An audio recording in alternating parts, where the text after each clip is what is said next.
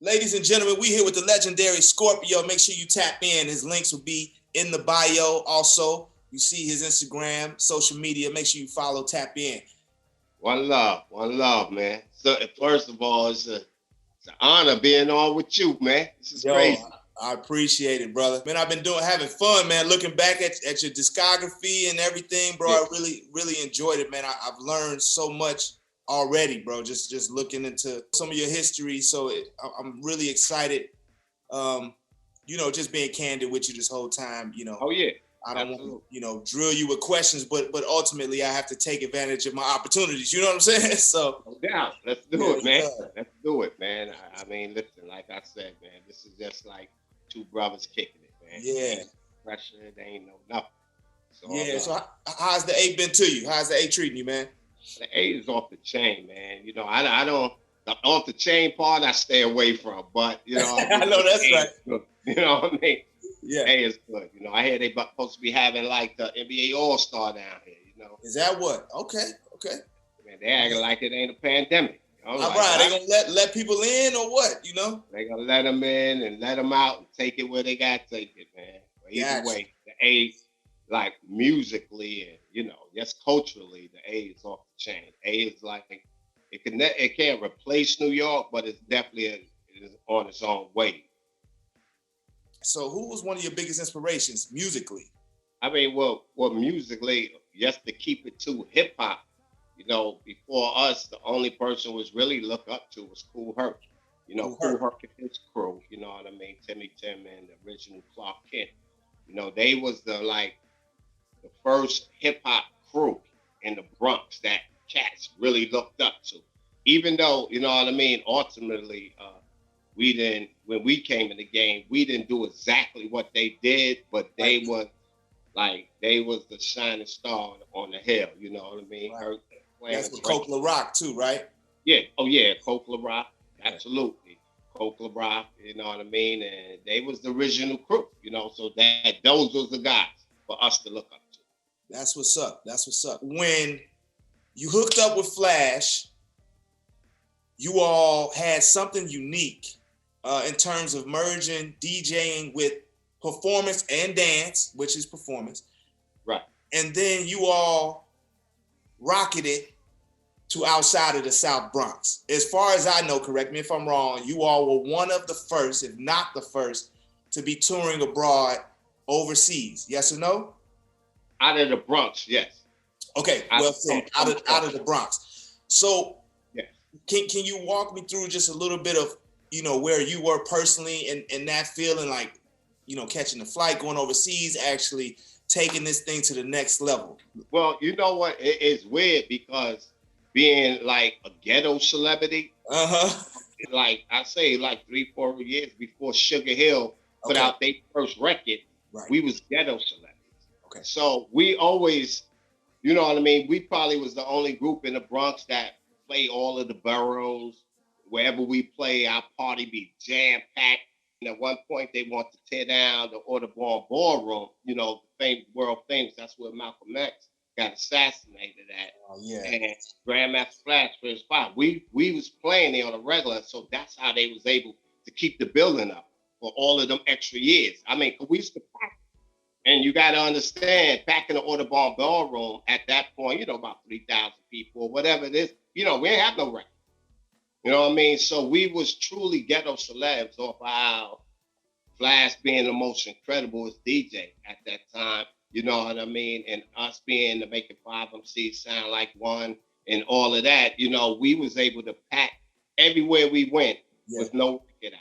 So when it comes time to, traveling abroad and all of that, we already had that confidence and that swag instilled in us. You know what I mean? I remember the first show we did with Al Heyman. I don't know if you don't, you have to know Al Heyman or heard of Al Heyman.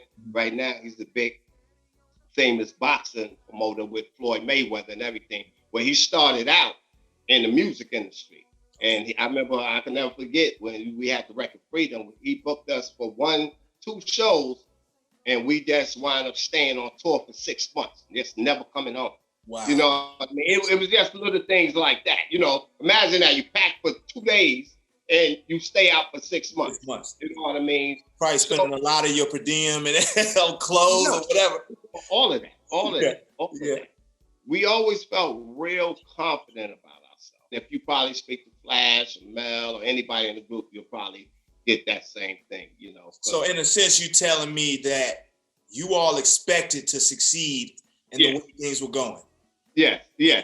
I mean, we didn't have vision to know how big the world was, but we was just them dudes, you know what I mean? In the Bronx and hip hop, we was definitely them dudes, you know, 100%. You know, a lot of groups came out of the Bronx. But we the one that really, you know, I mean, if anybody was honest, out of any crew in the Bronx, if they was 100% artists, we was the criteria. We was the ones, you know what I mean? Style, the group wise, DJ wise, the look, everything. You know what I mean? It's like most of them followed our lead. A lot of them won't say it now because you know they got, ever since it's been a shift where most of the classic artists took a back seat. So now they got us all bunched into one little thing. You know, they'll call anybody a legend. They'll call anybody a pioneer. Yeah. That's they true. They know. I mean, if they be honest with themselves, I can understand a lot of times they don't like to say it when they doing an interview because they trying to sell themselves and they trying to let people know how high they are. They, you know, stuff like that. But if they honest with they know we was the dudes from everything from the DJing, the rapping, the Flash having the beatbox, and then it become human beatboxes. And I mean, we had the whole thing. How'd y'all take the wardrobe over the top like that? Was that something that was already natural? No. What it was, going back to Al Heyman, you know what I mean? I mean, even though he kept us out there on tour, but he definitely came to us and said, yo, fellas, you know, I really like you guys, your style and this and that. But one thing, y'all got to step up your wardrobe. Okay. You know, because we were still ghetto celebs. So we didn't dress with the baseball cap hat to the back, but we still wasn't, you know, we was out there touring with people on the likes of Rick James, you know what I mean? Like Tina Marie's and that and RK. So if you look at that era, everybody had almost like a costume type thing, and we just had to do it. You know, a lot of time when people look at Grandmaster Flash, Furious 5 through the 2020 eyes, they didn't understand that was our era. And that's what we was into. That's what we was around. Everybody, look at all of the greats from Earth, Wind, and Fire. Look at them. Look at Parliament. You know what I mean? So we wasn't bugging, but that was it. We couldn't go out there with, you know, Air Force One and just jeans on, you know, at that point.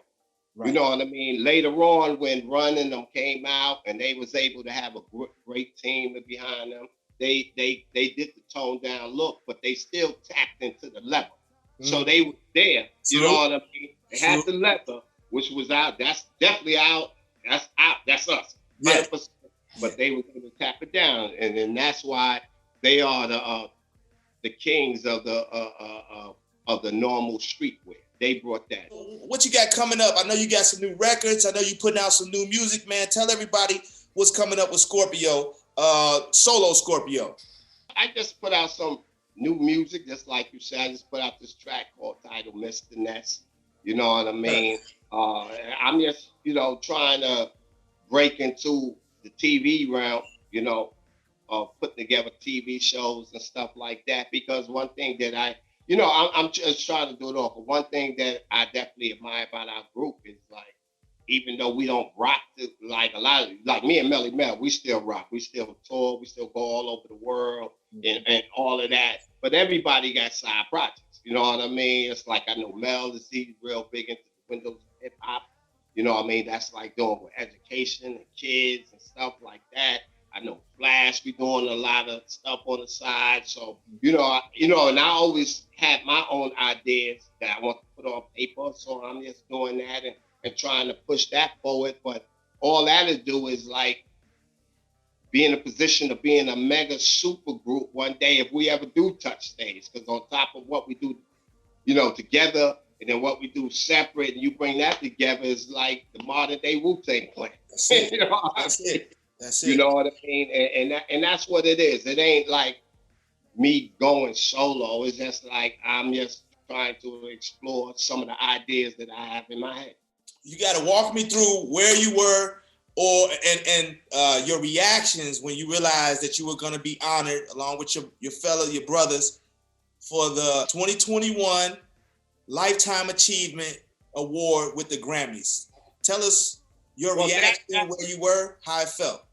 That is a funny scenario that you said that, because me and Mel,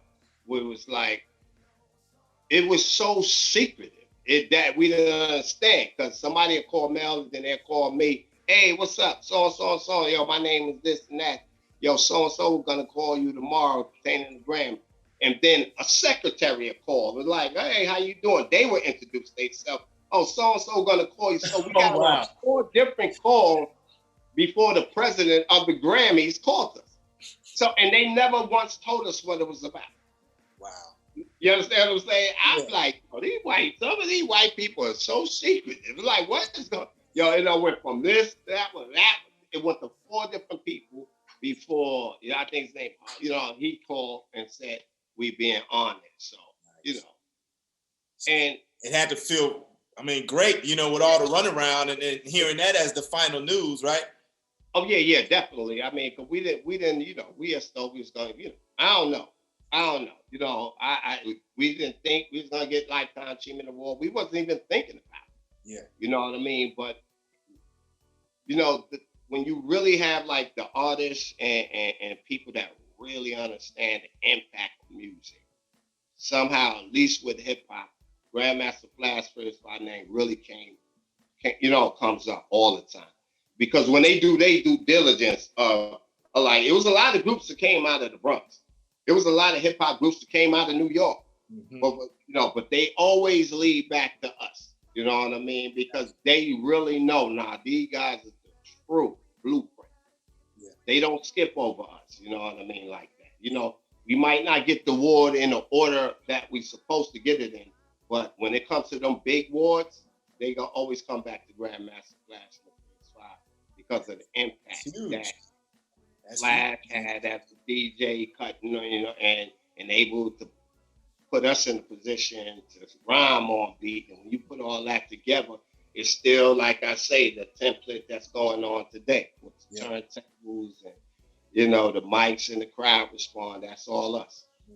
Mm-hmm. Right on. Well, everybody that's paying attention, make sure you press that like button, press that like button, press that like button. Tap into my boy Scorpio. Any memory, 1 or 2, that sticks out the most from the beginning in South Bronx to even before you met Grandmaster Flash, while you were, dance breaking all the way up until now. Is there anything that's? What sticks out to me is like, I guess how our group formed. Like when me and Mel, we was friends ever since the 4th grade. You know what I mean? A lot of people don't know that. We've been friends forever. But, and then it was me and Gene and brought Grandmaster Flash to our school to challenge us in the breakdancing contest.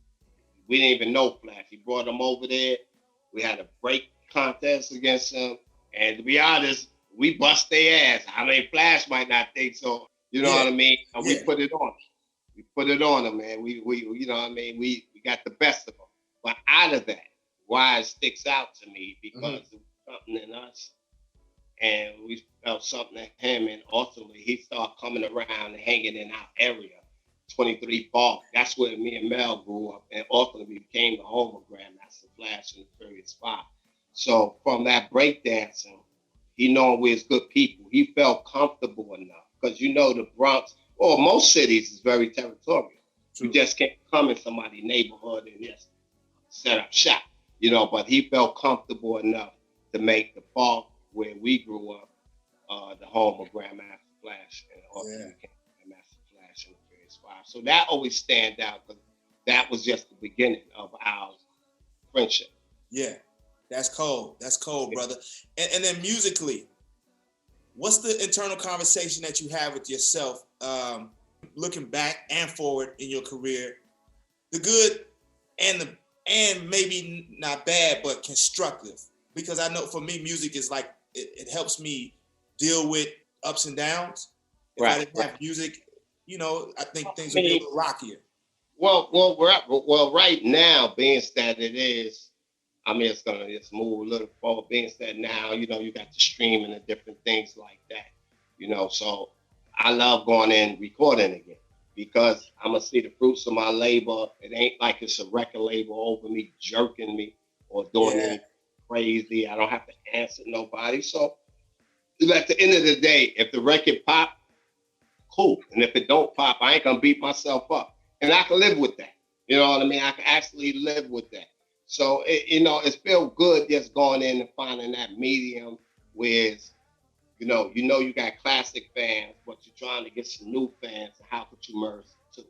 That, I think, is challenging, but I think it's also bringing the fun back in it for me because you can't sound like how you used to sound, and you can't over-rap, you know what I mean? Because it ain't like, yo, come on, man, yo, Scorpio, you don't rap like that. You know what I mean? Yeah. So it's fun, yes, finding between the classic and the new, you know? That's dope. And as far as just bad situations, I'm like, you know, I always say to myself, man, what if like all record labels or the record labels that we was on would have did right by Grandmaster Flash and the First Five? You know, we'd be up there with the Rolling Stones. We are up there to a certain extent, but we would have that real accolades, economics to show for it. Yeah. But it was we just come from that era.